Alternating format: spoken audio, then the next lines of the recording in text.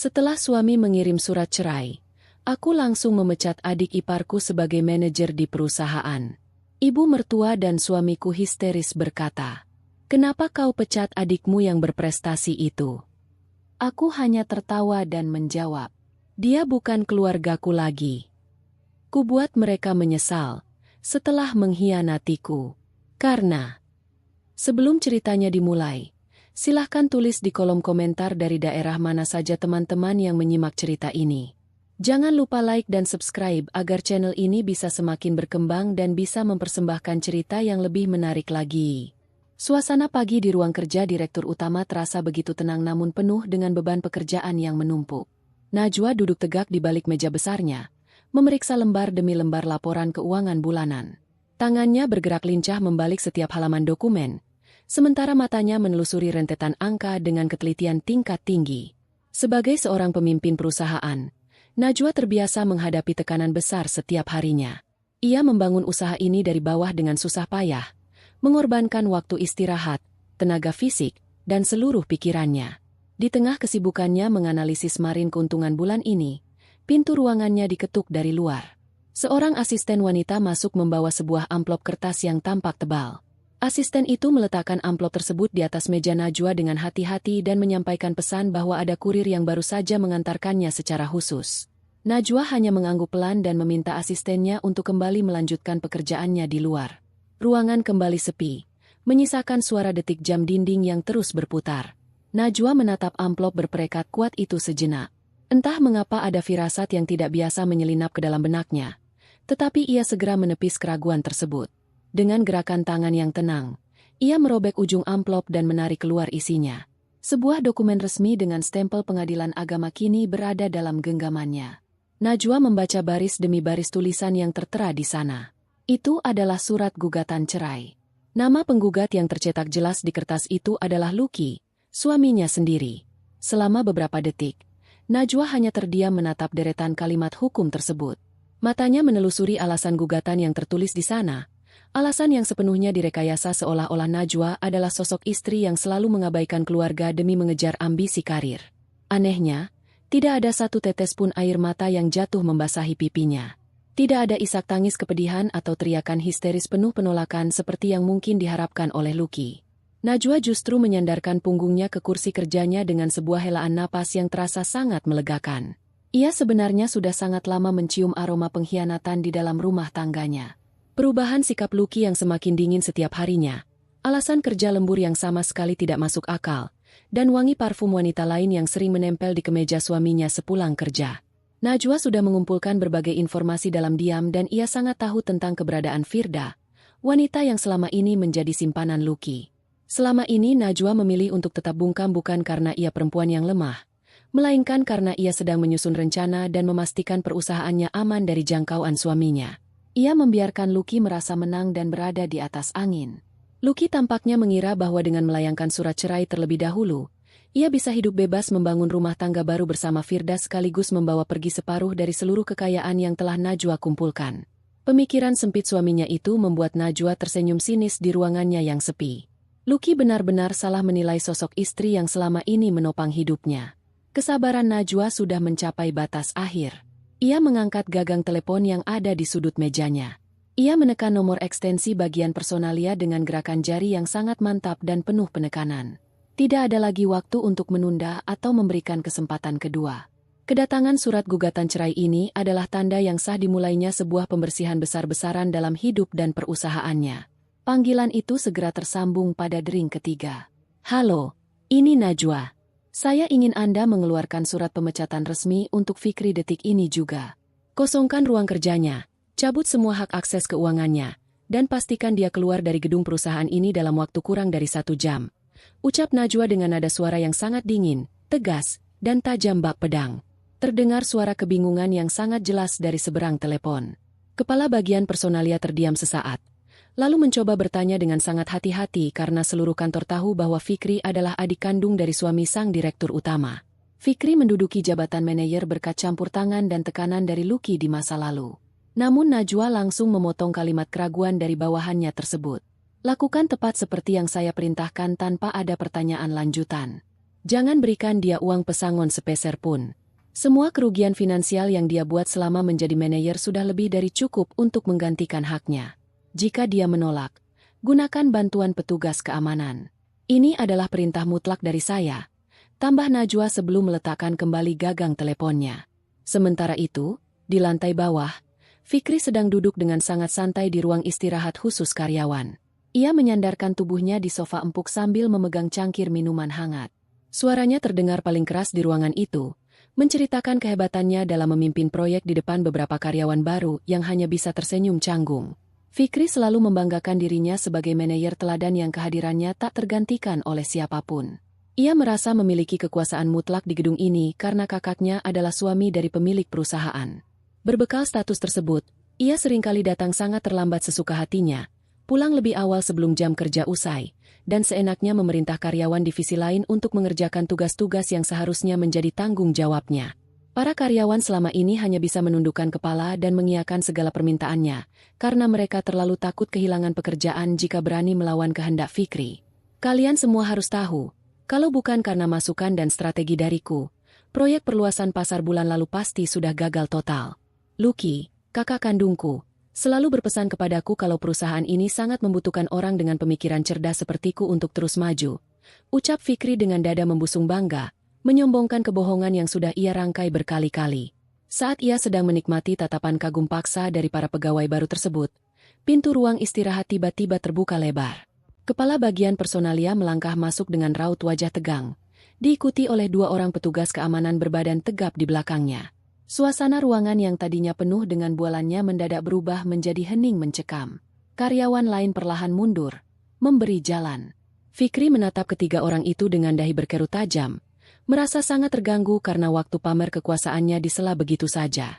Ada urusan apa kalian kemari? Kalian tidak lihat saya sedang sibuk memberikan pengarahan penting kepada para karyawan baru ini. Tegur Fikri dengan nada suara yang sangat angkuh dan merendahkan. Kepala bagian personalia tidak mempedulikan arogansi tersebut. Ia melangkah maju mendekati meja dan langsung menyerahkan sebuah dokumen pemutusan hubungan kerja kepada Fikri. Bapak Fikri, mulai detik ini juga, hubungan kerja Anda dengan perusahaan ini telah resmi berakhir tanpa syarat. Anda dipecat. Silakan kemasi barang-barang Anda sekarang juga dan tinggalkan gedung ini. Mata Fikri terbelalak lebar seakan tidak mempercayai pendengarannya sendiri. Ia segera berdiri dari tempat duduknya dan membanting dokumen itu ke atas meja hingga menimbulkan suara keras. Apa-apaan tindakan ini? Kalian semua sedang bercanda denganku? Kalian lupa siapa saya di sini? Saya ini adik dari Lucky, suami dari pimpinan kalian. Kalian sama sekali tidak punya hak dan wewenang untuk memecat saya sembarangan. Ini adalah perintah langsung dari Ibu Najwa. Anda juga tidak berhak mendapatkan uang pesangon sedikit pun. Petugas keamanan akan mengawal Anda membereskan barang di meja Anda dan memastikan Anda meninggalkan gedung ini tanpa membawa aset perusahaan. Jawab kepala bagian personalia dengan ekspresi wajah yang datar. Fikri langsung mengamuk mendengarnya. Ia menendang kursi di dekatnya hingga terjatuh dan berteriak-teriak menyebut nama kakaknya berulang kali. Ia mengancam akan menghancurkan karir kepala personalia tersebut. Namun kedua petugas keamanan itu bertindak jauh lebih cepat. Mereka memegang kedua lengan Fikri dengan cengkraman yang sangat kuat. Fikri berusaha meronta-ronta melepaskan diri dan terus memaki-maki dengan kata-kata kasar. Namun tenaganya sama sekali tidak sebanding dengan kedua petugas tersebut. Para karyawan lain yang berada di ruangan itu hanya menonton dalam diam. Banyak dari mereka yang saling berpandangan dan diam-diam merasa sangat senang sekaligus lega karena parasit paling menyebalkan di kantor mereka akhirnya disingkirkan dengan paksa. Petugas keamanan kemudian membawa Fikri kembali ke ruang kerjanya. Mereka mengambil sebuah kotak penyimpanan kosong dan memasukkan barang-barang pribadi Fikri dengan gerakan cepat, mengabaikan protes yang terus keluar dari mulut pria itu. Fikri masih terus berteriak mengancam bahwa ia akan membuat Najwa menyesali keputusan ini dan akan memecat balik semua orang yang berani menyentuhnya hari ini. Setelah kotak tersebut terisi penuh, petugas keamanan menarik paksa Fikri menuju pintu keluar utama di lantai dasar.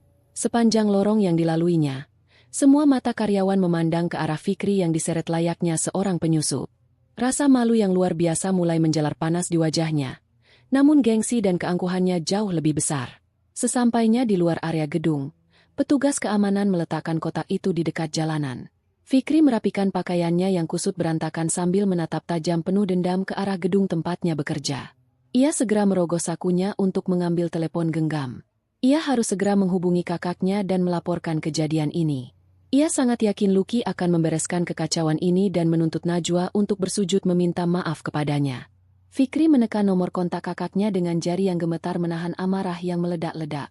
Begitu panggilan tersambung, ia langsung menceritakan kejadian memalukan yang baru saja dialaminya dengan nada suara yang ditinggikan, memutarbalikkan fakta seolah-olah ia adalah korban ketidakadilan yang semena-mena. Di seberang telepon, suara Lucky terdengar menggelegar penuh kemarahan. Lucky merasa harga dirinya sebagai suami diinjak-injak oleh Najwa. Ia segera memanggil ibunya, Ibu Nilam, yang saat itu sedang berada di rumah bersamanya. Mendengar anak bungsunya diperlakukan dengan kasar dan diusir dari tempat kerjanya, Ibu Nilam meradang hebat. Ia mengutuk nama Najwa berkali-kali dan segera mengajak Lucky pergi menuju kantor untuk memberi pelajaran kepada menantunya tersebut. Kurang dari 1 jam kemudian, mobil yang dikendarai Lucky berhenti dengan rem mendadak di depan lobi gedung perusahaan. Lucky dan Ibu Nilam turun dari mobil dengan wajah merah padam, berjalan dengan langkah lebar menerobos pintu kaca utama. Petugas penerima tamu yang mencoba menahan mereka langsung didorong kasar oleh Lucky. Suasana lantai dasar yang tadinya tertib mendadak riuh oleh suara langkah kaki yang berat dan teriakan-teriakan penuh amarah. Karyawan yang sedang berlalu lalang menghentikan langkah mereka, terkejut melihat suami dari pimpinan mereka mengamuk di tempat umum. "Di mana Najwa? Panggil perempuan itu turun sekarang juga. Biar dia berhadapan denganku," teriak Lucky di tengah ruangan. Suaranya menggema memantul di dinding-dinding gedung. Ibu Nilam tidak mau kalah. Ia menunjuk-nunjuk ke arah meja resepsionis dengan tatapan mata yang sangat beringas. "Kalian semua panggil atasan kalian itu. Dia pikir dia siapa berani mengusir anakku. Istri durhaka. Dia sudah lupa siapa yang mengangkat derajatnya selama ini," teriak Ibu Nilam histeris, membuat beberapa karyawan menunduk ketakutan namun tetap mencuri pandang. Keributan itu segera sampai ke telinga asisten Najwa di lantai atas. Namun, bahkan sebelum asistennya melaporkan kekacauan tersebut, Najwa sudah mengetahuinya.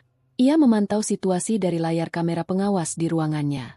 Dengan wajah yang sangat tenang dan tanpa menunjukkan sedikitpun rasa gentar, Najwa merapikan letak jilbabnya, mengambil dokumen di atas meja, dan melangkah keluar menuju pintu penghubung lantai. Ia turun ke lantai dasar dengan langkah kaki yang teratur. Begitu Najwa muncul di pandangan semua orang, suasana yang tadinya penuh dengan teriakan perlahan menjadi senyap. Seluruh pasang mata kini tertuju pada sosok direktur utama mereka yang berdiri tegak dengan aura kepemimpinan yang memancar kuat. Melihat menantunya muncul, Ibu Nilam langsung menerjang maju ke arah Najwa. Namun, 2 orang petugas keamanan dengan sigap menghalangi langkah wanita parubaya itu agar tidak menyentuh pimpinan mereka. Ibu Nilam meronta sambil menatap Najwa dengan penuh kebencian. "Istri durhaka, tidak tahu diuntung. Kenapa kamu memecat adikmu yang berprestasi itu? Fikri itu tumpuan keluarga kita. Dia yang membuat perusahaanmu ini maju. Beraninya kamu mempermalukan keluarga suamimu sendiri di depan banyak orang," jerit Ibu Nilam dengan suara yang melengking hingga terdengar ke sudut ruangan. Lucky ikut maju mendampingi ibunya.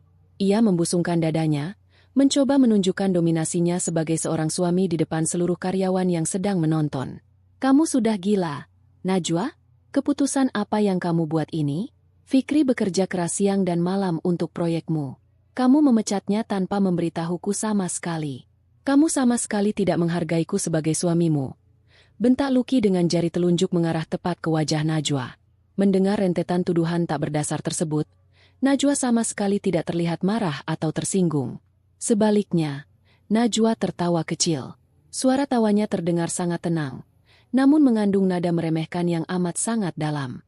Tawanya membuat Lucky dan Ibu Nilam terdiam sejenak, kebingungan melihat reaksi yang sama sekali tidak mereka duga.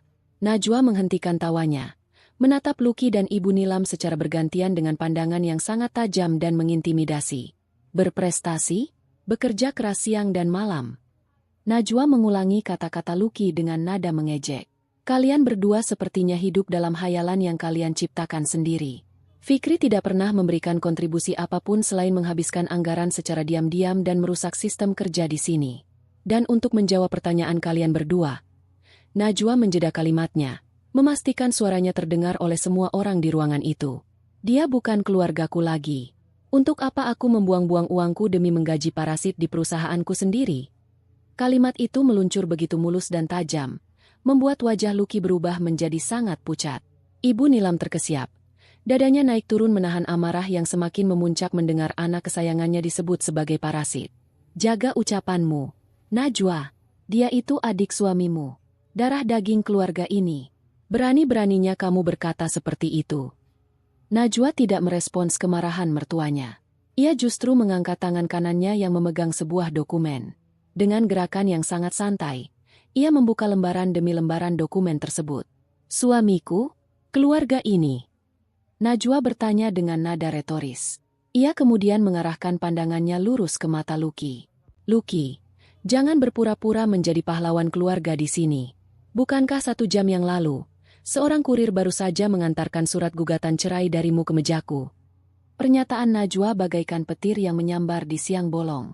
Para karyawan yang sedari tadi menahan napas kini mulai berbisik-bisik satu sama lain. Fakta bahwa sang suami menceraikan pimpinan mereka membuka semua tabir kebingungan tentang alasan pemecatan Fikri. Lucky seketika kehilangan kata-kata. Rahangnya mengeras. Ia sama sekali tidak menyangka Najwa akan membongkar masalah perceraian mereka secara terbuka di depan ratusan pasang mata bawahannya. Lucky mengira Najwa akan menangis memohon di ruang tertutup, bukan menyerangnya balik di ruang publik. Ibu, tanyakan pada anak kebanggaanmu ini, ucap Najwa beralih menatap Ibu Nilam yang kini terlihat kebingungan. Tanyakan padanya mengapa dia mengirimkan surat cerai kepadaku. Tanyakan padanya tentang wanita bernama Firda yang selama ini ia biayai dengan menggunakan uang hasil keringatku. Mendengar nama Firda disebut, mata Lucky melebar sempurna. Ia merasa telanjur basah dan rasa malunya berubah menjadi kemarahan yang membabi buta. Ia tidak peduli lagi dengan citranya. Cukup, Najwa. Kamu tidak usah memutarbalikkan fakta. Kamu yang selalu sibuk dan mengabaikanku. Ingat ini baik-baik, karena kita akan bercerai. Aku akan memastikan setengah dari aset perusahaan ini jatuh ke tanganku. Aku berhak atas harta itu karena aku suamimu. Ancam Lucky dengan urat leher yang menonjol keluar. Najwa kembali tersenyum dingin mendengar ancaman kosong tersebut. Ia membalikkan badannya, bersiap untuk kembali menuju ruang kerjanya. Sebelum melangkah pergi, ia menolehkan kepalanya sedikit ke arah Lucky. Silakan coba ambil jika kamu mampu. Kita lihat saja nanti, siapa yang akan keluar dari ruang pengadilan dengan hanya menyisakan pakaian yang menempel di badan. Bawa ibumu keluar dari gedung ini sekarang, atau aku akan meminta petugas keamanan menyeret kalian berdua menyusul adikmu di jalanan. Tanpa menunggu balasan dari Lucky, Najwa melangkah pergi meninggalkan mereka. Ketegasannya membuat nyali Lucky dan Ibu Nila mendadak menciut. Tersadar bahwa wanita yang selama ini mereka anggap penurut kini telah berubah menjadi lawan yang tidak bisa ditundukkan. Pintu utama perusahaan itu menjadi saksi awal mula kehancuran harga diri keluarga yang selama ini hidup menumpang dari kerja keras seorang Najwa. Setelah keributan di lobi utama mereda, Najwa melangkah kembali menuju lift khusus petinggi perusahaan.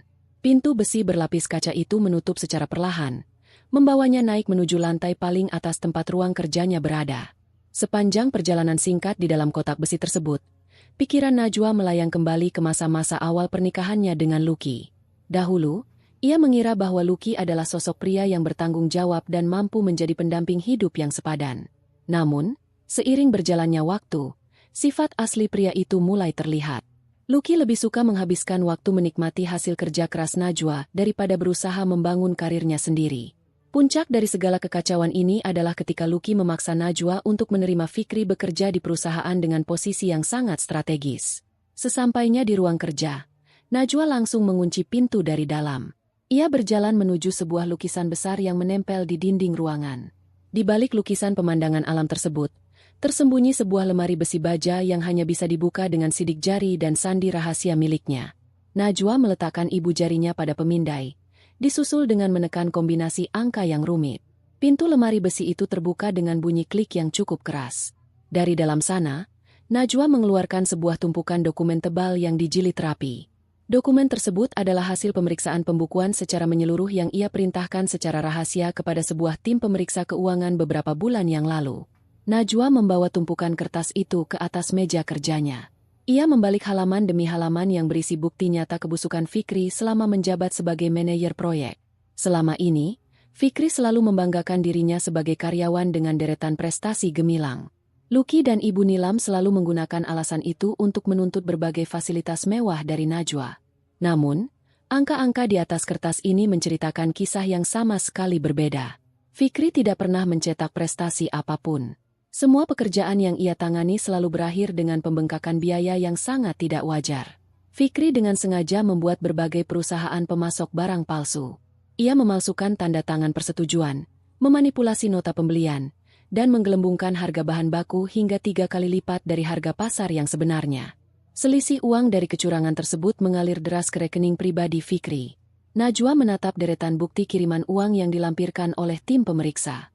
Uang perusahaan yang seharusnya digunakan untuk pengembangan bisnis justru dihabiskan oleh Fikri untuk menyewa tempat hiburan malam, membeli barang bermerek, dan mentraktir teman-temannya agar ia terlihat seperti orang kaya raya. Najwa selama ini menyadari adanya kejanggalan dalam laporan keuangan. Namun ia memilih diam dan menutupi semua lubang tersebut dengan uang pribadinya. Ia melakukan itu murni karena rasa hormatnya kepada Lucky sebagai seorang suami. Ia tidak ingin menghancurkan nama baik keluarga suaminya di mata para karyawan lain. Namun, kesabaran dan pengorbanan Najwa ternyata dibalas dengan air tuba. Lucky justru mengkhianatinya, menduakan cintanya, dan berani mengirimkan surat cerai kepadanya hari ini. Kini, tidak ada lagi alasan bagi Najwa untuk melindungi nama baik keluarga Benalu tersebut. Ia menghidupkan komputer jinjingnya dan menyambungkan perangkat tersebut ke jaringan internet. Ia membuka halaman pengiriman pesan elektronik. Dengan gerakan jari yang sangat cepat dan mantap, Najwa memindai beberapa halaman paling penting dari laporan pemeriksaan keuangan tersebut, termasuk catatan mutasi rekening bank yang menunjukkan aliran dana ilegal ke kantong Fikri. Ia melampirkan berkas digital itu ke dalam pesan elektronik yang ditujukan langsung ke alamat kontak pribadi Lucky. Pada bagian judul pesan, Najwa mengetikkan kalimat yang sangat singkat namun mematikan. Kalimat itu berbunyi tentang tiket masuk penjara untuk adik tercinta. Setelah memastikan seluruh lampiran masuk dengan sempurna, Najwa menekan tombol kirim tanpa ragu sedikit pun. Sementara itu, di sebuah tempat makan yang tidak jauh dari gedung perusahaan, Lucky sedang duduk berhadapan dengan Ibu Nilam. Napas Lucky masih memburu. Dadanya naik turun menahan amarah yang belum juga reda setelah dipermalukan di depan puluhan karyawan istrinya. Ibu Nilam tidak henti-hentinya mengomel, mengutuk Najwa dengan berbagai kata kasar dan sumpah serapah. Wanita parubaya itu masih tidak terima anak bungsunya diusir dengan cara yang sangat hina. Di tengah omelan ibunya, telepon genggam Lucky berbunyi singkat menandakan ada pemberitahuan pesan masuk. Lucky mengambil benda pipi itu dari atas meja dengan malas. Keningnya berkerut saat melihat nama Najwa tertera sebagai pengirim pesan elektronik tersebut. Dengan perasaan kesal dan niat mencari celah untuk kembali menyerang, Lucky membuka pesan tersebut. Namun, saat matanya mulai membaca kalimat demi kalimat dan membuka lampiran dokumen yang dikirimkan, wajah Lucky mendadak pucat pasi. Ia memperbesar tampilan layar teleponnya, memastikan bahwa ia tidak salah membaca deretan angka dan nama perusahaan yang tertera di sana. Jantung Lucky berdegup sangat kencang. Dokumen itu sangat terperinci, menyebutkan tanggal, waktu, dan jumlah uang perusahaan yang digelapkan oleh adiknya. Bukti aliran dana ke rekening Fikri juga terpampang nyata dan tidak bisa dibantah lagi. Lucky menelan ludah dengan susah payah. Ia memang tahu bahwa adiknya sering meminta uang tambahan untuk bersenang-senang, tetapi ia sama sekali tidak menyangka bahwa Fikri berani mencuri dana perusahaan dalam jumlah yang sangat fantastis. "Ada apa denganmu? Wajahmu terlihat seperti orang ketakutan begitu. Apa yang dikirimkan oleh perempuan sombong itu?" Tanya Ibu Nilam yang menyadari perubahan drastis pada raut wajah anak sulungnya. Lucky tidak langsung menjawab pertanyaan ibunya. Tangannya gemetar memegang telepon genggam. Ia membaca paragraf terakhir dari pesan Najwa yang menyatakan bahwa seluruh bukti ini sudah diserahkan kepada tim pengacara perusahaan. Jika Fikri mencoba melawan putusan pemecatan atau Lucky berani menuntut pembagian kekayaan bersama, Najwa tidak akan segan-segan melaporkan kasus ini ke pihak kepolisian dengan tuduhan pencurian dan penipuan. Ancaman hukuman kurungan badan bertahun-tahun kini mengintai Fikri. Lucky menyadari bahwa posisinya saat ini sangat lemah. Seluruh keangkuhannya di lobi kantor tadi runtuh seketika. Ia mencoba memikirkan pembelaan untuk adiknya. Namun fakta mutlak yang tersaji di layar teleponnya benar-benar menghancurkan argumennya. Lucky meletakkan telepon genggamnya di atas meja dengan gerakan yang sangat kaku. Ia mengusap wajahnya dengan kedua telapak tangan, mencoba mencerna malapetaka hukum yang baru saja menimpa keluarganya. Angka-angka kerugian yang tercatat dalam dokumen tersebut sangat besar, jauh melebihi nilai seluruh barang berharga yang dimiliki Lucky secara pribadi saat ini. Jika Najwa benar-benar membawa masalah ini ke pengadilan pidana, Lucky tidak akan pernah sanggup membayar ganti rugi tersebut untuk membebaskan adiknya. Ibu Nilam yang mulai merasa tidak sabar segera merebut telepon genggam Lucky dari atas meja. Meskipun penglihatannya sudah sedikit menurun karena usia, wanita parubaya itu berusaha keras membaca deretan tulisan di layar. Saat ia menyadari isi pesan tersebut adalah tuduhan kejahatan finansial terhadap Fikri, Ibu Nilam langsung membanting telepon genggam itu kembali ke atas meja hingga menimbulkan bunyi benturan yang keras. Ini pasti karangan belaka. Najwa sengaja mereka-reka semua deretan angka ini untuk menjebak adikmu karena dia sakit hati kamu menceraikannya. Perempuan itu benar-benar licik. Dia tidak ingin membagi hartanya denganmu sehingga dia menggunakan cara kotor seperti ini untuk mengancam kita mundur. Seru Ibu Nilam dengan suara bergetar karena emosi yang meluap-luap memenuhi kepalanya. Luki menatap ibunya dengan tatapan redup yang dipenuhi keputusasaan. Ibu, dokumen ini dilengkapi dengan bukti rincian kiriman uang langsung dari sistem perbankan. Tidak mungkin Najwa bisa membuat catatan perbankan resmi yang palsu. Fikri benar-benar mengambil uang itu. Ibu, adikku menghancurkan perusahaannya dari dalam dan meninggalkan jejak yang sangat jelas. Kamu jangan mudah tertipu oleh akal bulus istri durhakamu itu. Fikri anak yang patuh. Dia tidak mungkin melakukan kejahatan serendah itu. Kamu sebagai anak tertua harus membelanya bagaimanapun caranya. Jangan biarkan Najwa menindas dan menghancurkan nama baik keluarga kita. Bantah Ibu Nilam dengan keras kepala, sepenuhnya menolak kenyataan pahit yang terpampang jelas di depan mata. Luki tidak berdebat lebih jauh dengan ibunya. Pikirannya benar-benar kacau balau bagaikan benang kusut. Rencana awalnya untuk berpisah dengan Najwa, menuntut setengah dari seluruh kekayaan yang ada, dan hidup tenang bersenang-senang kini terancam hancur berantakan tanpa sisa. Ia merasa seolah-olah tanah tempatnya berpijak tiba-tiba terbelah dan menelannya ke dalam jurang terdalam.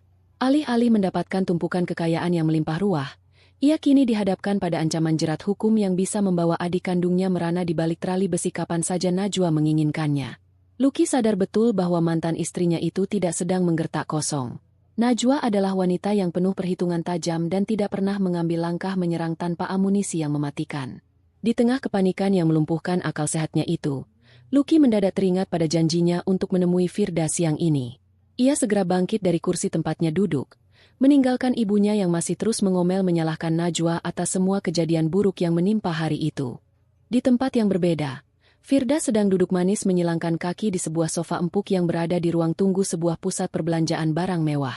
Wanita berparas menawan itu terus memandangi pantulan dirinya di cermin rias kecil yang ia keluarkan dari dalam tas tangannya. Firda memoleskan sedikit pewarna bibir sambil tersenyum lebar membayangkan masa depan yang sangat memanjakan. Sejak awal mula menjalin hubungan terlarang dengan Luki, Firda selalu menanamkan pemikiran di kepalanya bahwa Luki adalah seorang pengusaha sukses kelas atas yang memiliki sumber kekayaan tidak terbatas. Luki tidak pernah ragu memberikan hadiah-hadiah berharga mahal, mengajaknya makan malam romantis di tempat-tempat mewah yang menguras kantong, dan selalu memberikannya fasilitas hidup tingkat tinggi yang sangat memuaskan.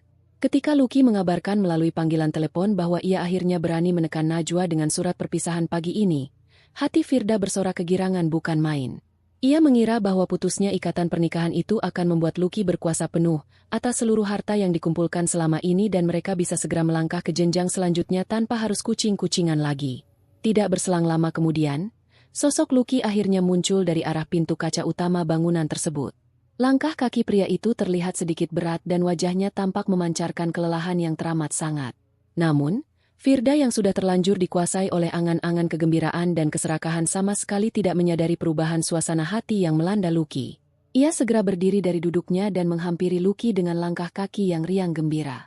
Firda langsung melingkarkan tangannya ke lengan Luki dengan gaya yang sangat manja, menyandarkan sisi kepalanya di bahu pria tersebut dengan bangga tanpa mempedulikan tatapan menilai dari beberapa pengunjung lain yang berlalu lalang di sekitar mereka. Sayangku, kamu menghabiskan waktu terlalu lama hari ini. Aku sudah menunggumu dari tadi sampai bosan rasanya. Bagaimana hasil akhir urusanmu itu? Kamu sudah melemparkan surat perpisahan itu tepat di wajahnya, kan? Perempuan angku itu pasti menangis memohon-mohon meratapi nasibnya memintamu supaya tidak ditinggalkan begitu saja. Ucap Firda dengan nada suara yang sengaja dibuat-buat manja seraya menatap wajah Luki dengan sepasang mata yang berbinar penuh harap. Luki berusaha memaksakan sebuah lengkungan senyuman di wajahnya yang terasa sangat kaku dan dingin. Ia sangat tidak ingin merusak suasana hati Firda saat ini, sekaligus ia merasa belum siap untuk menceritakan malapetaka memalukan yang baru saja terjadi di lantai dasar kantor Najwa maupun pesan ancaman mengerikan yang ia terima di telepon genggamnya.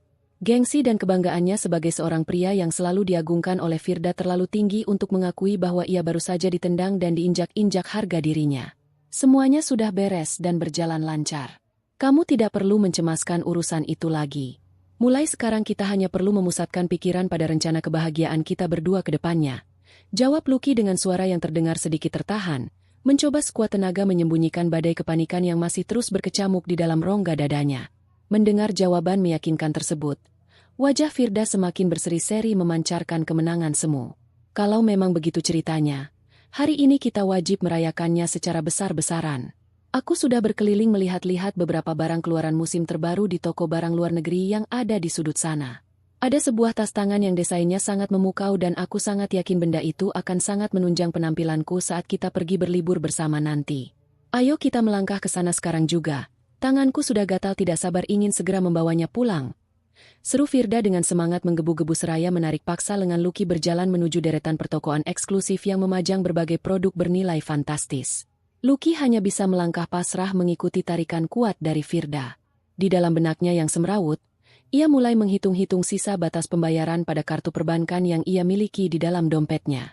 Ia menanamkan keyakinan palsu di kepalanya bahwa kartu utama yang selama ini selalu ia andalkan masih memiliki sisa batasan yang sangat cukup untuk sekadar membelikan Firda 1 atau 2 barang mewah demi menjaga citranya hari ini. Sesampainya di dalam toko incaran Firda, wanita itu melesat cepat berkeliling dengan mata yang berburu. Ia langsung menunjuk sebuah tas berukuran sedang yang memiliki hiasan logam mengkilap, lalu memadukannya seketika dengan sepasang alas kaki berhak tinggi yang nilainya setara dengan pendapatan tahunan karyawan di tempat adiknya bekerja. Petugas pelayanan toko melayani mereka berdua dengan keramahan tingkat tinggi, membawakan barang-barang pilihan Firda menuju meja kasir pembayaran dengan senyuman lebar yang tidak pernah luntur dari wajahnya. Firda berdiri mendampingi meja kasir dengan postur tubuh yang sangat pongah, merasa berada di puncak dunia karena bisa berbelanja di tempat dengan harga mencekik ini tanpa perlu repot-repot melihat angka yang tertera pada label harganya. Lucky melangkah maju mengambil alih posisi pembayaran dan menarik keluar sebuah kartu perbankan dari dalam dompet kulitnya. Ia menyerahkan kartu tersebut kepada petugas kasir dengan gestur tubuh layaknya seorang penguasa harta.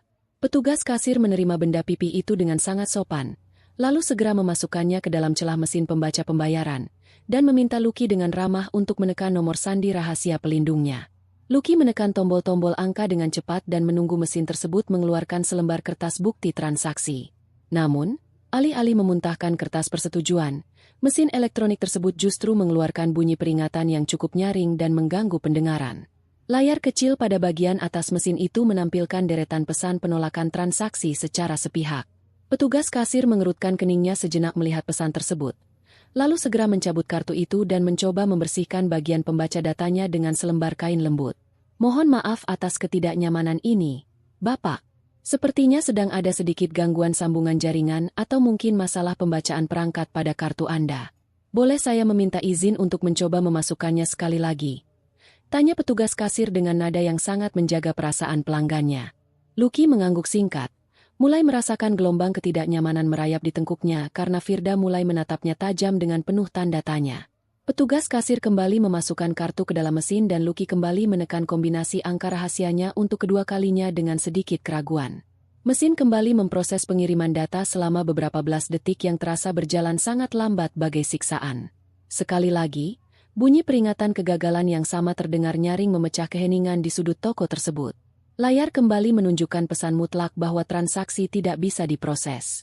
Wajah petugas kasir kini berubah menjadi sedikit tegang dan canggung menghadapi situasi ini. Maaf beribu maaf. Bapak, kartu Anda kembali ditolak secara otomatis oleh sistem keamanan perbankan.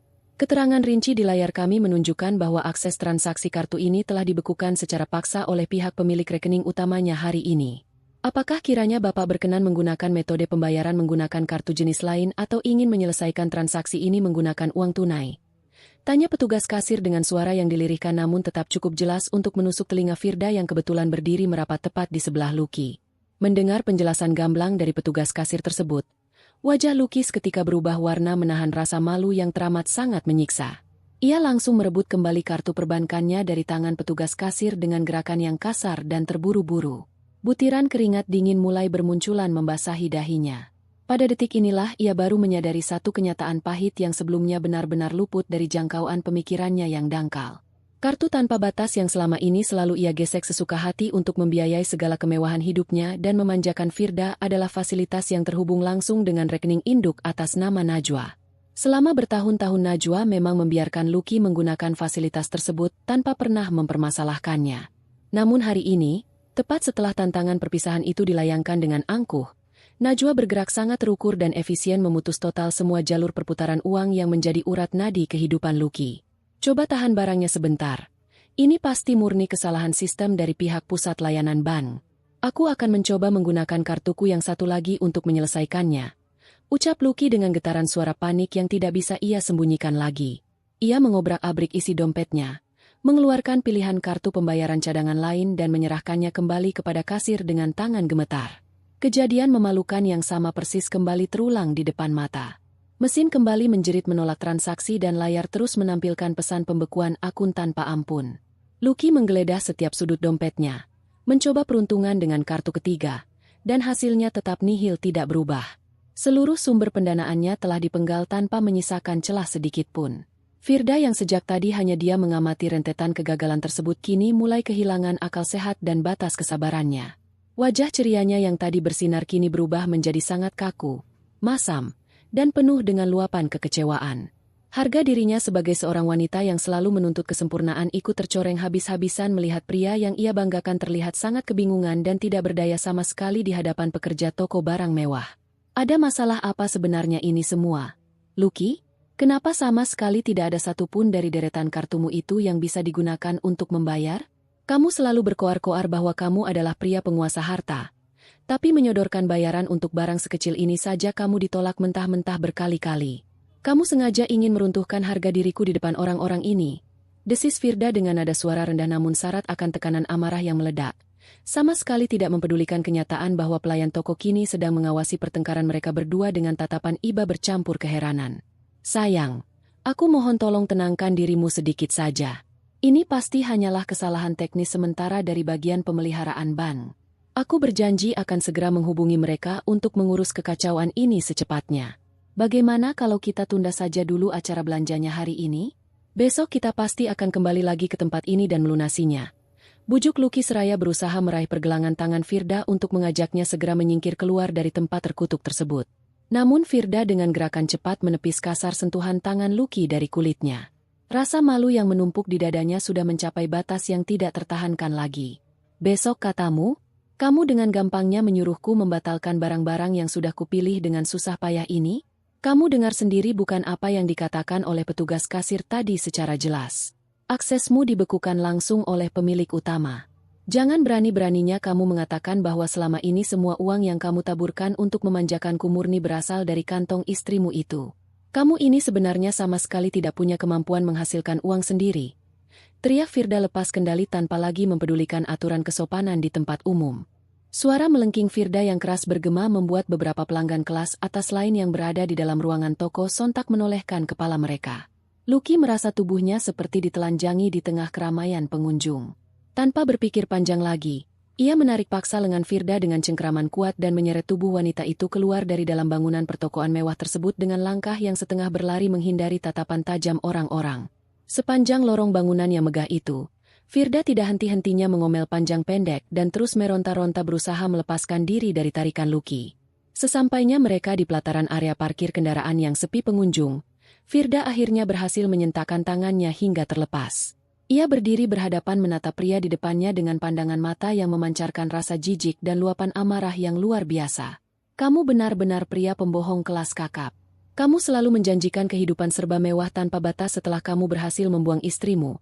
Tapi kenyataan pahitnya kamu hanyalah pria tidak berguna yang bertahan hidup dengan cara menempel pada kekayaan perempuan lain. Jika kamu memang tidak punya sepeser uang pun di sakumu, untuk apa aku merendahkan diriku membuang-buang waktu berhargaku menemanimu selama ini? Bentak Firda dengan napas memburu naik turun menahan emosi yang meradang.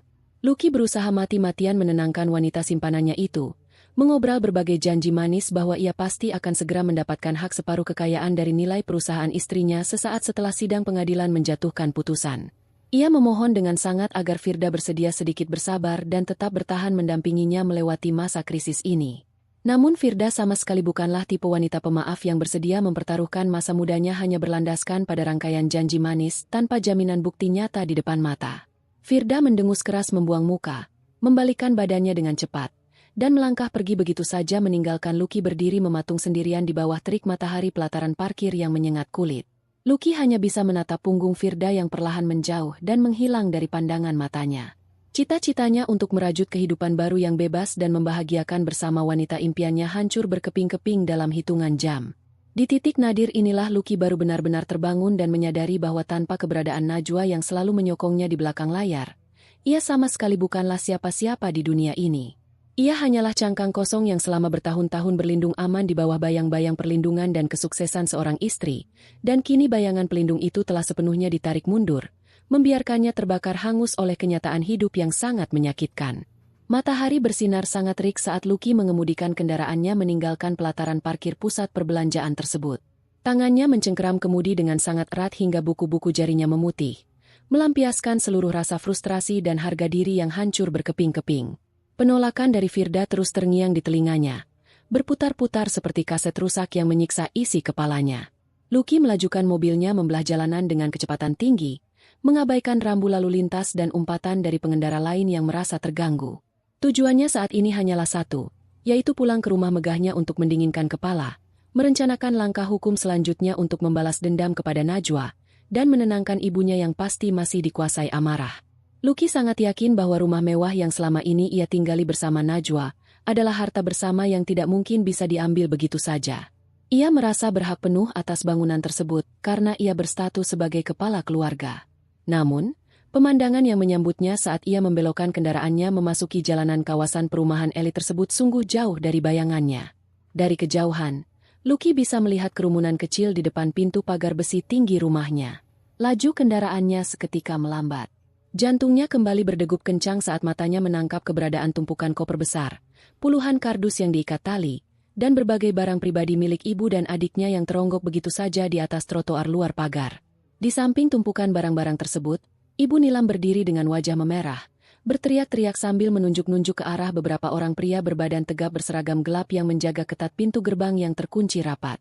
Lucky segera mematikan mesin kendaraannya secara sembarangan, melompat keluar, dan berlari menghampiri ibunya yang tampak seperti kehilangan akal sehat. "Ibu, apa yang sebenarnya terjadi di sini? Kenapa semua barang-barang kita dikeluarkan ke jalanan seperti ini?"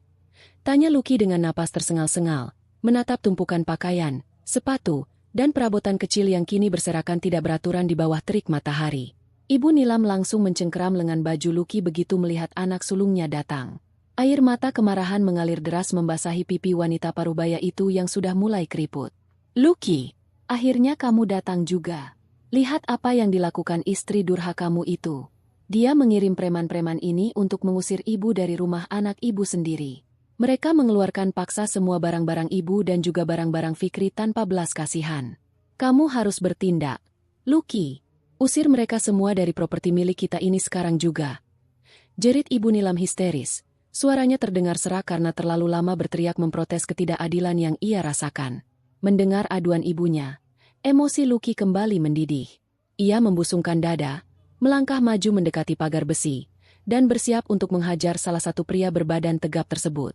Namun, belum sempat ia mengangkat tangannya, seorang pria parubaya berkacamata dengan setelan pakaian resmi yang sangat rapi melangkah maju dari balik kerumunan penjaga.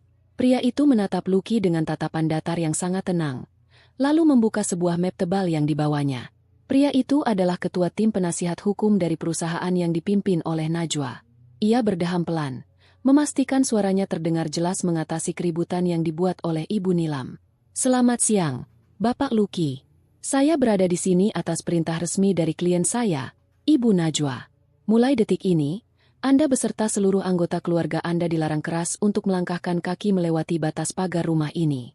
Seluruh barang pribadi milik Ibu Nilam, Saudara Fikri, dan juga pakaian-pakaian Anda telah kami kemaskan dengan hati-hati dan kami letakkan di luar area tanah milik klien kami," ucap pengacara tersebut dengan nada suara yang sangat datar dan menjunjung tinggi kaidah profesionalisme hukum.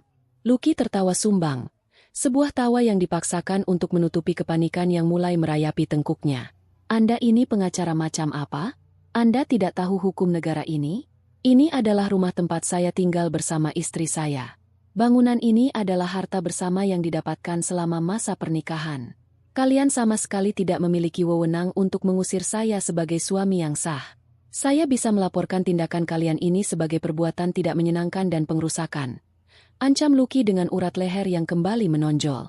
Pengacara tersebut sama sekali tidak terpengaruh oleh ancaman kosong yang dilontarkan oleh Lucky. Ia menarik selembar kertas dari dalam mapnya dan memegangnya di depan wajah Lucky. Sayang sekali pemahaman hukum Anda sangat dangkal, Bapak Lucky. Silakan Anda perhatikan baik-baik dokumen sertifikat kepemilikan tanah dan bangunan ini. Rumah megah ini sama sekali bukan harta bersama. Properti ini dibeli dan terdaftar sah di bawah nama perusahaan jauh sebelum Anda mengikat janji pernikahan dengan klien kami. Karena Anda baru saja melayangkan surat gugatan perpisahan dan sudah tidak lagi memiliki ikatan pekerjaan dengan perusahaan, maka Anda sepenuhnya kehilangan hak untuk menikmati fasilitas dari bangunan ini. Penjelasan telak itu seakan-akan memukul dada Lucky dengan sebuah palu godam berukuran raksasa. Pandangannya kosong menatap deretan kalimat hukum dan cap resmi negara yang tertera pada dokumen tersebut. Ingatannya kembali ke masa lalu, saat Najwa memang mengurus pembelian rumah ini menggunakan dana perusahaan untuk keperluan investasi. Lucky yang saat itu selalu disibukkan dengan kesenangannya sendiri sama sekali tidak pernah peduli untuk menanyakan rincian kepemilikannya, karena ia selalu merasa uang istrinya adalah uangnya juga. Kini, kecerobohannya tersebut berubah menjadi bumerang tajam yang menyayat lehernya sendiri. Ibu Nilam yang ikut mendengar penjelasan tersebut tidak mau menerima kenyataan. Ia meronta, berusaha menerobos barisan penjaga sambil memukulkan kedua tangannya ke jeruji besi pagar. Bohong! Kalian semua pasti sudah bekerja sama untuk menipu kami. Lucky adalah suami Najwa. Apapun yang menjadi milik perempuan itu otomatis menjadi milik anakku juga. Buka pintunya. Aku menolak pergi dari istana ini. Aku yang pantas tidur di ranjang empuk di dalam sana, bukan perempuan licik itu. Ratap Ibu Nilam dengan suara yang semakin memilukan, mengundang perhatian dari beberapa asisten rumah tangga tetangga yang diam-diam mengintip dari balik tembok mereka. Di tengah suasana yang sangat memalukan tersebut, sebuah kendaraan roda 4 berukuran panjang berwarna gelap melaju pelan dan berhenti tepat di seberang jalan, tidak jauh dari tempat tumpukan koper mereka. Kaca jendela bagian belakang perlahan bergerak turun ke bawah. Wajah Najwa yang sangat tenang dan anggun terlihat dari celah jendela tersebut. Ia menatap ke arah mantan ibu mertuanya yang sedang meratap di trotoar jalan dan ke arah Lucky yang berdiri mematung kehilangan daya. Pandangan mata Najwa tidak menyiratkan setitik pun rasa belas kasihan. Tidak ada dendam yang meledak-ledak. Hanya ada kedinginan yang membekukan darah. Ibu, berhentilah membuat keributan yang merendahkan martabat ibu sendiri di depan rumahku, ucap Najwa. Suaranya tidak terlalu keras namun ketegasannya mampu membelah udara siang yang panas itu. Lucky dan Ibu Nilam serempak menoleh ke arah sumber suara. Ibu Nilam langsung memelototkan matanya. Najwa, perempuan tidak punya hati. Berani-beraninya kamu memperlakukan ibu seperti ini setelah semua kebaikan yang ibu berikan padamu. Kebaikan apa yang ibu maksud? Najwa membalas dengan senyuman tipis yang sangat menusuk. Apakah kebaikan saat ibu menghina masakan saya setiap pagi? Atau kebaikan saat ibu memaksa saya membelikan perhiasan mahal setiap bulan dari hasil keringat saya yang siang malam bekerja? Ini bukan lagi istana bagi keluarga parasit. Ibu, ini adalah bangunan yang saya beli dengan kerja keras saya sendiri. Bawa anak kebanggaan ibu ini pergi jauh dari pandangan saya. Belajarlah hidup mandiri tanpa menumpang pada darah daging orang lain. Setelah mengucapkan kalimat penutup tersebut, Najwa memberikan isyarat kepada pengemudinya. Kaca jendela kembali bergerak menutup perlahan, dan kendaraan itu melaju mulus memasuki gerbang perumahan, meninggalkan Lucky dan Ibu Nilam yang tertinggal bersama kehancuran mereka di pinggir jalan. Pintu gerbang besi yang menjulang tinggi itu kemudian tertutup rapat dengan suara debuman keras, mengunci rapat akses mereka terhadap kehidupan mewah yang selama ini mereka nikmati secara cuma-cuma. Tidak ada pilihan lain yang tersisa. Dengan perasaan hancur, terhina, dan kelelahan yang luar biasa, Lucky terpaksa mengangkat puluhan kardus dan koper-koper berat itu dan memaksakannya masuk ke dalam kendaraannya. Ibu Nilam tidak berhenti menangis terseduh-seduh sepanjang proses tersebut, terus meratapi nasib buruknya dan mengutuk Najwa tanpa jeda. Menjelang malam, karena seluruh akses keuangannya telah diputus total, Lucky hanya mampu membawa ibunya mencari tempat beristirahat di pinggiran kota. Mereka menyewa sebuah kamar pada sebuah penginapan sederhana yang tarif hariannya sangat murah. Tempat itu memiliki dinding yang tipis, kasur yang keras, dan kipas angin tua yang berderak berisik saat berputar. Ibu Nilam duduk di atas kasur usang tersebut sambil memeluk salah satu bantalnya, meratapi penurunan derajat hidupnya yang terjadi hanya dalam waktu kurang dari 24 jam. Di sudut ruangan yang sempit itu, Lucky duduk memegang kepalanya dengan kedua tangan, menyadari bahwa permainan kotor yang ia mulai untuk menyingkirkan Najwa kini justru menguburnya hidup-hidup dalam jurang kemiskinan. Malam pertama di penginapan sederhana itu terasa bagaikan siksaan panjang tanpa ujung bagi Lucky dan keluarganya. Fikri, yang sepanjang hari bersembunyi karena ketakutan setengah mati dicari oleh pihak berwajib, akhirnya datang menyusul kakaknya dengan wajah pucat dan tubuh gemetar. Ruangan sempit berukuran kecil itu kini diisi oleh 3 orang yang memancarkan aura keputusasaan. Fikri tidak henti-hentinya mondar-mandir di depan tempat tidur, merancau tentang ancaman kurungan penjara yang dijanjikan oleh Najwa. Ia terus mendesak Lucky untuk mencarikan jalan keluar, meminta kakaknya mencarikan pengacara hebat atau segera membayar kembali uang perusahaan yang telah ia ambil. Namun Lucky hanya bisa membentak adiknya untuk diam, karena ia sendiri sama sekali tidak memiliki jalan keluar dari kebuntuan finansial ini. Keesokan paginya, setelah melewati malam tanpa memejamkan mata sedetik pun, pikiran Lucky kembali dipenuhi oleh rencana yang gegabah.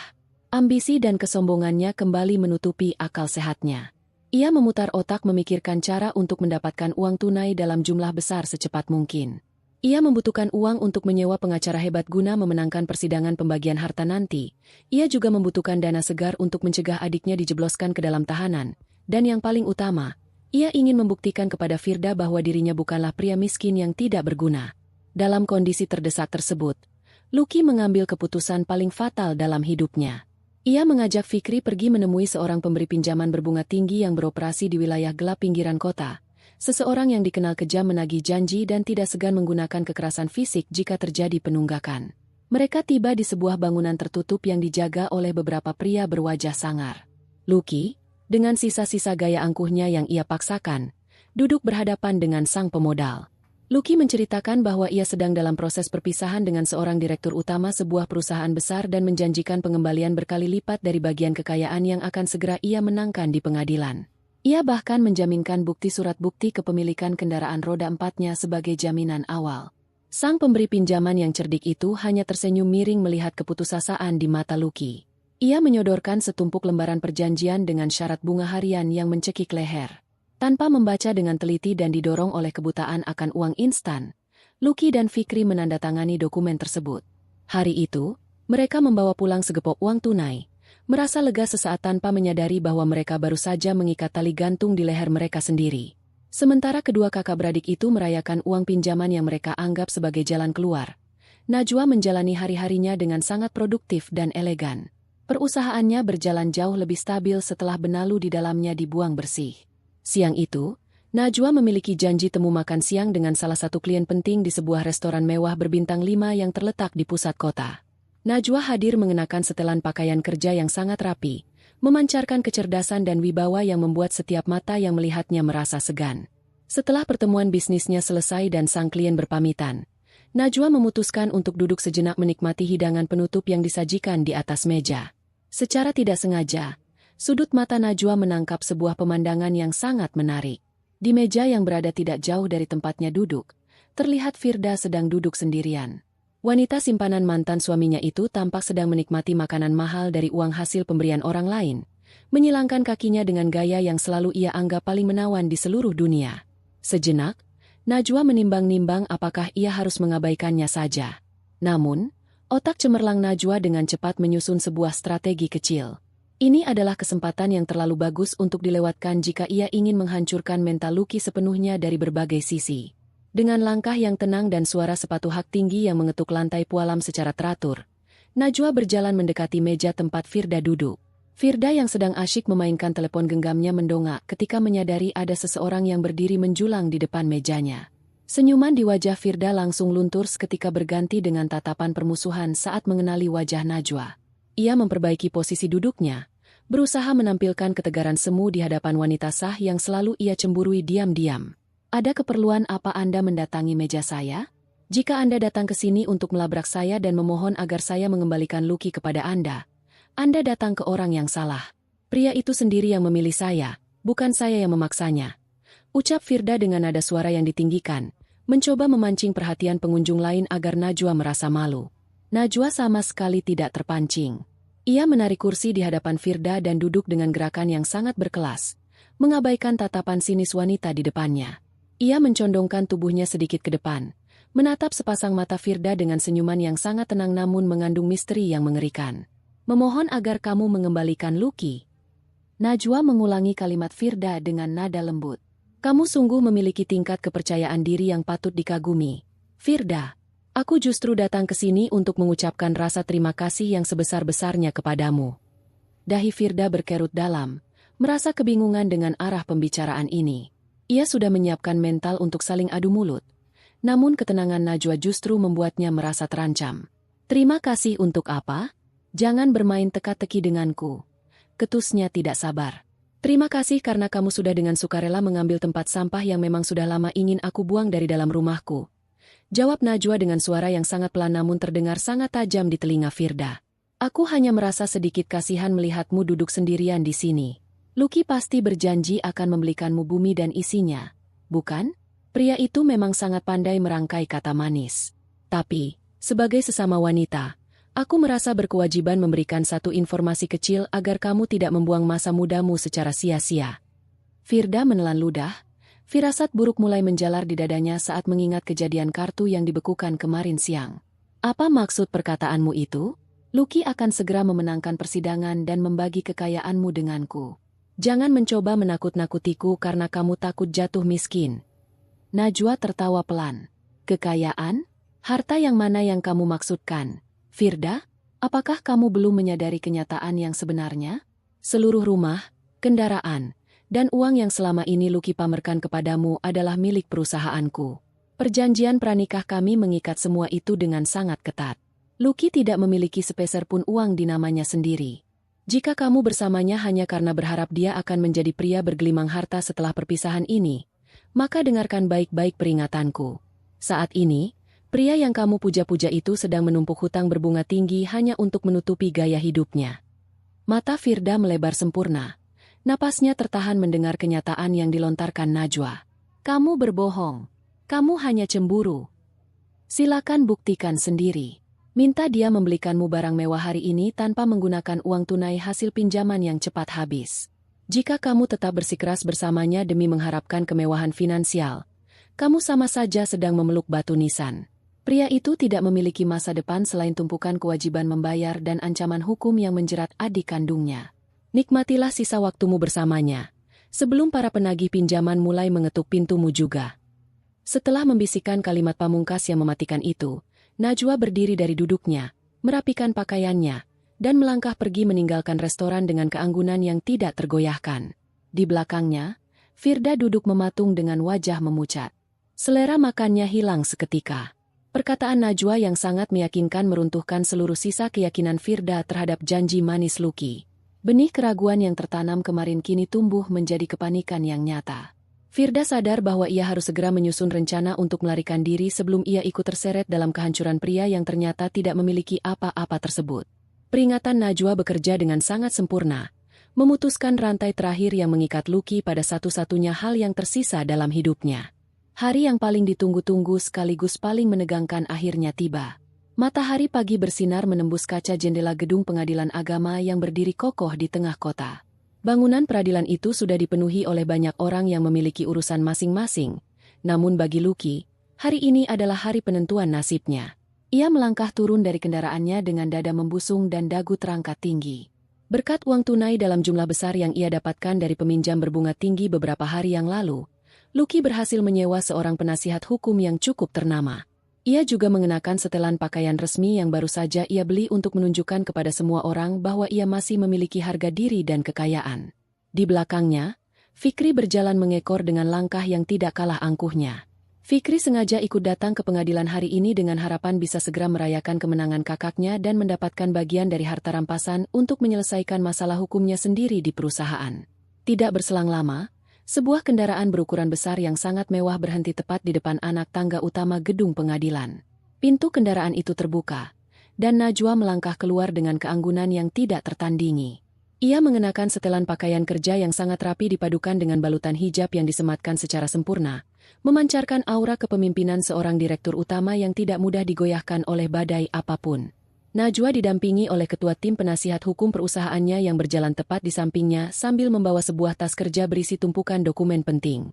Ketika rombongan Najwa berpapasan dengan Lucky di lorong menuju ruang persidangan, Lucky sengaja melemparkan senyuman sinis yang penuh dengan nada ejekan. Namun, Najwa sama sekali tidak membalas provokasi murahan tersebut. Pandangan mata Najwa lurus ke depan, menganggap mantan suaminya itu seolah-olah hanyalah patung tidak bernyawa yang tidak pantas mendapatkan perhatiannya sedikitpun. Begitu pintu ruang persidangan ditutup rapat, suasana berubah menjadi sangat hening dan kaku. Majelis hakim yang memimpin jalannya persidangan mengambil tempat duduk di depan, menatap kedua belah pihak dengan pandangan yang adil dan berwibawa. Setelah membuka persidangan secara resmi dan menanyakan kesiapan kedua belah pihak, Hakim Ketua memberikan kesempatan pertama kepada pihak penggugat untuk menyampaikan tuntutannya. Penasihat hukum Lucky langsung berdiri dari tempat duduknya dan mulai membacakan rentetan alasan yang sudah mereka susun dengan sangat rapi.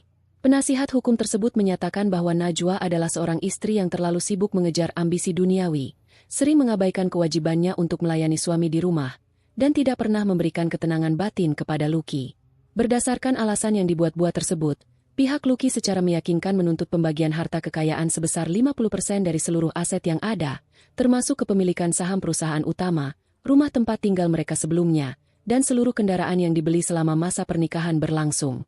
Lucky duduk bersandar di kursinya sambil menyilangkan kaki, merasa sangat puas mendengar pembelaan penasihat hukumnya yang terdengar begitu masuk akal dan memojokkan posisi Najwa. Ia sangat yakin bahwa majelis hakim akan mengabulkan seluruh permohonannya hari ini. Namun, saat giliran pihak tergugat diberikan waktu untuk berbicara, penasihat hukum Najwa bangkit berdiri dengan ketenangan yang luar biasa. Pria parubaya itu sama sekali tidak terlihat terintimidasi oleh argumen pihak lawan.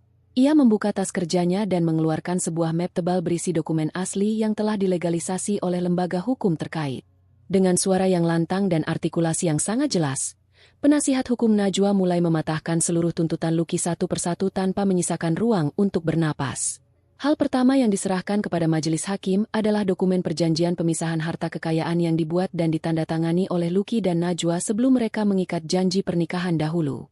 Penasihat hukum membacakan pasal demi pasal yang menyatakan dengan sangat tegas bahwa seluruh usaha, aset bisnis, bangunan, dan pendapatan yang dihasilkan oleh Najwa murni menjadi hak miliknya secara pribadi dan sama sekali tidak bisa diganggu-gugat oleh pihak suami dalam kondisi perpisahan apapun. Lucky terperanjat dari tempat duduknya. Matanya membelalak lebar menatap dokumen yang diserahkan ke meja hakim. Ia baru teringat bahwa bertahun-tahun yang lalu, saat ia masih berusaha mengambil hati Najwa dan berpura-pura tidak peduli pada harta, ia memang pernah menandatangani sebuah berkas tanpa pernah membaca isinya secara mendalam. Kebodohan masa lalunya itu kini menampar wajahnya dengan sangat keras. Belum sempat Lucky mencerna kehancuran rencana pertamanya, penasihat hukum Najwa kembali melancarkan serangan kedua yang jauh lebih mematikan. Ia mengeluarkan tumpukan bukti berupa cetakan lembar mutasi perbankan yang menunjukkan aliran dana dari rekening Lucky menuju rekening seorang wanita bernama Firda secara rutin setiap bulannya. Tidak hanya itu, bukti tersebut juga dilengkapi dengan puluhan lembar foto yang memperlihatkan kebersamaan Lucky dan Firda di berbagai tempat umum, termasuk bukti pemesanan penginapan kelas atas nama mereka berdua. Penasihat hukum Najwa memaparkan fakta bahwa kehancuran rumah tangga ini sama sekali bukan disebabkan oleh kelalaian Najwa dalam menjalankan perannya, melainkan karena perselingkuhan yang dilakukan secara terang-terangan oleh Lucky menggunakan uang yang bersumber dari fasilitas istrinya. Suasana ruang sidang mendadak berubah menjadi sangat tegang. Majelis hakim memeriksa seluruh bukti kuat tersebut dengan sangat teliti. Penasihat hukum Lucky yang sebelumnya berbicara dengan sangat lantang kini terdiam 1000 bahasa, menundukkan kepalanya karena ia sendiri tidak menyangka kliennya menyembunyikan fakta sepenting ini darinya. Lucky berkeringat dingin. Seluruh persendiannya terasa lemas tidak bertulang. Ia menatap Najwa yang duduk berhadapan dengannya. Wanita itu hanya membalas tatapannya dengan raut wajah yang sangat datar dan dingin, mempertegas kedudukannya sebagai pemenang mutlak dalam pertempuran hukum ini. Setelah mempertimbangkan semua bukti yang ada, majelis hakim akhirnya mengetukkan palu keadilan. Tuntutan pembagian harta yang diajukan oleh Lucky ditolak seluruhnya tanpa ada yang tersisa. Lucky resmi kehilangan segala-galanya hari ini, tidak mendapatkan Rp1 pun dari kekayaan yang selama ini ia incar dengan penuh keserakahan. Persidangan pun ditutup secara resmi. Najwa berdiri dari tempat duduknya, bersalaman dengan penasihat hukumnya, dan melangkah keluar dari ruangan dengan kepala tegak. Di lorong luar ruang persidangan, Fikri yang sudah tidak sabar menunggu sedari tadi langsung menghampiri pintu keluar. Ia mengira kakaknya akan keluar membawa kabar kemenangan yang membahagiakan. Namun, pemandangan yang tersaji di depan matanya sangat mengejutkan. Lucky berjalan keluar dengan langkah gontai, wajah pucat pasi, dan tatapan mata yang kosong. Fikri hendak bertanya, namun sebelum ia sempat membuka mulutnya, 3 orang petugas berseragam dari pihak kepolisian tiba-tiba muncul dari arah ujung lorong dan langsung mengepung posisi Fikri. Para petugas tersebut menunjukkan surat perintah penahanan resmi. Salah satu petugas melangkah maju dan menjelaskan bahwa Fikri telah ditetapkan sebagai tersangka utama dalam kasus penggelapan uang perusahaan dan pemalsuan laporan keuangan berdasarkan bukti kuat yang dilaporkan oleh pihak perusahaan Najwa beberapa hari yang lalu. Fikri tersentak kaget. Wajahnya berubah menjadi seputih kertas. Ia meronta dan berteriak memanggil nama Lucky, memohon agar kakaknya segera menggunakan uang kemenangannya untuk membayar uang jaminan kebebasannya hari ini. Fikri meronta-ronta sekuat tenaga saat petugas mulai memegang kedua tangannya untuk memasangkan borgol besi. Namun Lucky sama sekali tidak bisa melakukan apa-apa. Ia berdiri mematung di pinggir lorong, melihat adiknya ditangkap di depan matanya sendiri. Tenggorokannya tercekat. Ia tidak memiliki uang sepeser pun untuk menolong Fikri. Bahkan untuk menyelamatkan dirinya sendiri pun ia sudah tidak mampu. Najwa yang melihat kejadian itu dari kejauhan menghentikan langkahnya sejenak. Ia memperhatikan pemandangan hancurnya 2 bersaudara parasit tersebut dengan tatapan yang sangat puas. Hukuman yang setimpal akhirnya menjemput mereka yang tidak pernah tahu cara bersyukur. Setelah memastikan Fikri dibawa pergi oleh pihak berwajib, Najwa melanjutkan langkahnya meninggalkan gedung pengadilan tersebut tanpa pernah menoleh ke belakang lagi, menutup lembaran kelam dalam hidupnya secara permanen. Suasana di dalam tempat penginapan sederhana yang disewa oleh keluarga Lucky terasa sangat pengap dan menyiksa. Ibu Nilam duduk bersandar di dinding ruangan yang lembab, menunggu dengan penuh harap kedatangan kedua anak laki-lakinya dari persidangan. Wanita parubaya itu sudah merencanakan banyak hal di dalam kepalanya. Ia membayangkan akan segera pindah ke rumah baru yang mewah, membeli pakaian mahal, dan membalas penghinaan Najwa setelah Lucky berhasil memenangkan separuh harta kekayaan mantannya tersebut. Sambil menunggu, Ibu Nilam meminta Firda yang sejak pagi tadi datang berkunjung untuk menemaninya. Firda duduk di ujung kasur dengan gelisah. Pandangan matanya terus menyapu setiap sudut ruangan yang jauh dari kata mewah ini. Firda sebenarnya datang bukan untuk memberikan dukungan moral, melainkan untuk memastikan secara langsung apakah Lucky benar-benar memenangkan uang dalam jumlah besar hari ini, atau ia harus segera menjalankan rencana pelariannya. Menjelang sore hari, pintu kamar penginapan itu akhirnya terbuka dengan suara derit engsel yang menyedihkan. Lucky melangkah masuk ke dalam ruangan dengan kondisi yang sangat berantakan. Pakaian resminya kusut masai, rambutnya acak-acakan, dan matanya merah menyiratkan keputusasaan yang sangat dalam. Ia berjalan tertatih-tatih lalu menjatuhkan tubuhnya begitu saja ke atas lantai beralaskan tikar tipis. Ibu Nilam langsung melompat dari tempat duduknya dan menghampiri anak sulungnya dengan senyuman lebar yang penuh antusiasme. Sama sekali tidak menyadari bahasa tubuh Lucky yang menunjukkan kehancuran total. Bagaimana hasilnya? Lucky, kamu sudah berhasil membuat perempuan sombong itu bertekuk lutut di pengadilan, kan? Kapan kita bisa segera mencairkan uang bagian kita dan pergi dari tempat yang bau dan kotor ini? Di mana Fikri? Kenapa adikmu tidak ikut pulang bersamamu untuk merayakan hari bersejarah ini? Cecar Ibu Nilam dengan rentetan pertanyaan yang mengalir deras tanpa henti. Lucky mengangkat kepalanya dengan sangat lambat. Pandangannya kosong menatap wajah ibunya. Semuanya sudah berakhir. Ibu, kita tidak memenangkan apa-apa. Perempuan itu sudah merencanakan semuanya sejak awal. Dokumen pemisahan harta mematahkan semua tuntutan kita. Dan Fikri, adikku baru saja dibawa pergi oleh petugas kepolisian sesaat setelah sidang ditutup. Najwa benar-benar menjebloskannya ke balik jeruji besi karena masalah penggelapan uang perusahaan itu. Pernyataan Lucky bagaikan petir yang menyambar tepat di dalam ruangan sempit tersebut. Ibu Nilam terkesiap hebat. Tubuhnya limbung ke belakang dan ia terpaksa berpegangan pada pinggiran tempat tidur agar tidak jatuh tersungkur. Matanya terbelalak tidak percaya mendengar kabar bahwa anak bungsunya yang selalu ia banggakan kini menjadi tahanan pihak berwajib. Ia mulai menjerit-jerit histeris, memukuli dada Lucky dengan kedua tangannya yang keriput, menyalahkan anak sulungnya yang dianggap tidak becus melindungi adiknya sendiri dari kekejaman Najwa. Suasana di dalam kamar itu seketika berubah menjadi sangat kacau balau, penuh dengan tangisan dan teriakan saling menyalahkan satu sama lain. Di tengah kekacauan yang memekakan telinga tersebut, Firda yang sejak tadi hanya diam menyimak akhirnya menyadari bahwa dugaannya selama ini benar 100%. Lucky telah benar-benar hancur dan tidak memiliki sisa kekayaan sedikit pun. Pria itu kini hanyalah seorang pengangguran yang dililit hutang. Firda tidak ingin ikut tenggelam bersama kapal yang sudah karam ini. Dengan gerakan yang sangat berhati-hati agar tidak memancing perhatian ibu dan anak yang sedang bertengkar hebat itu, Firda memundurkan langkahnya mendekati meja kecil di sudut ruangan. Matanya menatap tajam ke arah sebuah tas kecil peninggalan Ibu Nilam yang setengah terbuka. Di dalam tas tersebut, terdapat sebuah kotak bludru yang berisi beberapa perhiasan emas sisa milik Ibu Nilam yang berhasil diselamatkan saat mereka diusir dari rumah megah tempo hari. Tanpa membuang waktu sepeser pun, Firda memasukkan kotak perhiasan itu ke dalam tas tangannya sendiri. Ia kemudian menyelinap keluar dari kamar penginapan itu dengan langkah tanpa suara, meninggalkan Lucky dan keluarganya menuju kehancuran mereka sendiri. Beberapa saat setelah Firda berhasil melarikan diri, suara gedoran keras yang sangat kasar terdengar dari arah pintu depan kamar penginapan. Pintu yang terbuat dari kayu tipis itu ditendang dari luar hingga terbuka lebar. 4 orang pria berbadan besar dengan wajah yang sangat menyeramkan menerobos masuk ke dalam ruangan sempit tersebut. Mereka adalah para penagih hutang utusan dari pemodal gelap tempat Lucky meminjam uang kemarin. Para penagih itu rupanya sudah mendengar kabar tentang kekalahan telak Lucky di meja pengadilan. Mereka tidak ingin mengambil risiko kehilangan uang mereka dan memutuskan untuk langsung menagih pengembalian hari ini juga beserta seluruh bunga hariannya. Di mana uang bos kami, Lucky? Kamu berjanji akan membayar lunas hari ini setelah menang sidang. Tapi kami dengar kamu kalah total dan sama sekali tidak membawa pulang uang sepeser pun. Serahkan uang pinjaman itu sekarang juga sebelum kami menghancurkan semua tulang di tubuhmu. Ancam ketua penagih hutang tersebut seraya mencengkeram kerah pakaian Lucky dan mengangkat tubuh pria itu hingga kakinya sedikit melayang dari atas lantai. Lucky ketakutan setengah mati. Tubuhnya gemetar hebat menghadapi ancaman kekerasan fisik yang sangat nyata di depan matanya.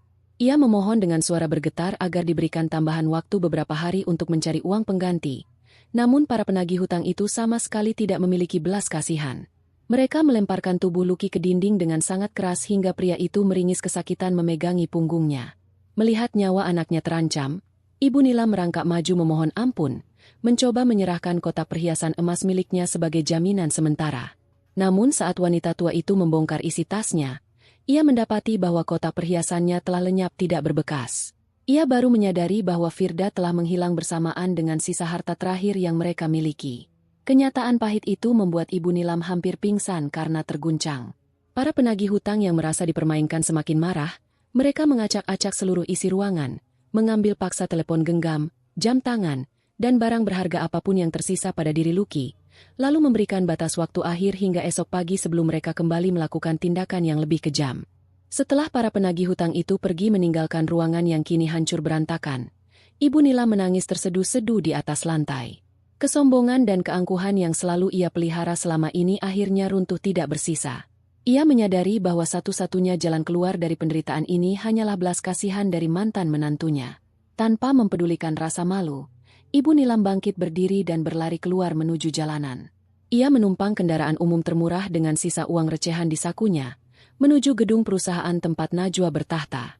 Sesampainya di lobi utama perusahaan yang megah tersebut, Ibu Nilam tidak lagi berteriak marah seperti kedatangannya yang pertama. Penampilannya yang kotor dan berantakan membuat para karyawan memandangnya dengan rasa heran. Ibu Nilam nekat menerobos masuk dan bersikeras memohon untuk bertemu dengan Najwa. Kebetulan sekali, saat itu Najwa baru saja turun dari lantai atas dan bermaksud keluar gedung untuk sebuah urusan. Melihat Najwa muncul, Ibu Nilam langsung berlari menghampirinya, menjatuhkan kedua lututnya ke atas lantai pualam yang dingin tepat di depan ujung sepatu Najwa. Najwa, tolonglah kami. Ibu memohon ampun padamu. Ibu sadar ibu sangat salah selama ini. Kembalilah pada Lucky. Bebaskan Fikri dari tahanan kepolisian. Tolong bayarkan hutang-hutang Lucky. Nyawanya sedang terancam. Ibu berjanji akan menjadi mertua yang baik dan menuruti semua perkataanmu. Tolong selamatkan keluarga kami dari kehancuran ini. Isak Ibu Nilam sambil memegang ujung celana panjang yang dikenakan Najwa. Suasana lobi menjadi sangat sunyi. Semua mata tertuju pada pemandangan yang sangat memilukan tersebut. Namun, Najwa yang berdiri menjulang di atas wanita parubaya itu sama sekali tidak menunjukkan perubahan ekspresi. Wajahnya tetap datar. Sepasang matanya menatap tajam ke arah Ibu Nilam tanpa memancarkan setitik pun kehangatan atau belas kasihan yang diminta. Maafkan saya, Ibu. Tapi perusahaan ini tidak melayani permohonan sumbangan untuk orang asing. Apalagi untuk mereka yang telah berusaha menghancurkan hidup saya dari dalam. Perbuatan kalian memiliki hasil akhir yang harus kalian tanggung sendiri. Jangan pernah kembali lagi ke gedung ini. Atau saya akan meminta pihak keamanan untuk menyeret Anda keluar dengan cara yang sangat memalukan. Ucap Najwa dengan nada suara yang membekukan jiwa. Ia menarik kakinya perlahan dari cengkeraman Ibu Nilam, melangkah pergi menembus pintu kaca otomatis, dan membiarkan wanita parubaya itu meratap sejadi-jadinya di lantai tanpa ada satupun orang yang bersedia mengulurkan tangan untuk menolongnya. Hari-hari berikutnya berjalan bagaikan mimpi buruk yang tidak pernah berakhir bagi pihak yang dahulu penuh dengan kesombongan. Fikri yang kini mendekam di balik dinginnya jeruji besi harus menghadapi kenyataan yang jauh lebih mengerikan daripada sekadar tuduhan penggelapan uang perusahaan. Pada saat petugas kepolisian melakukan penggeledahan menyeluruh terhadap barang-barang pribadi milik Fikri dan juga memeriksa ruang kerja sisa milik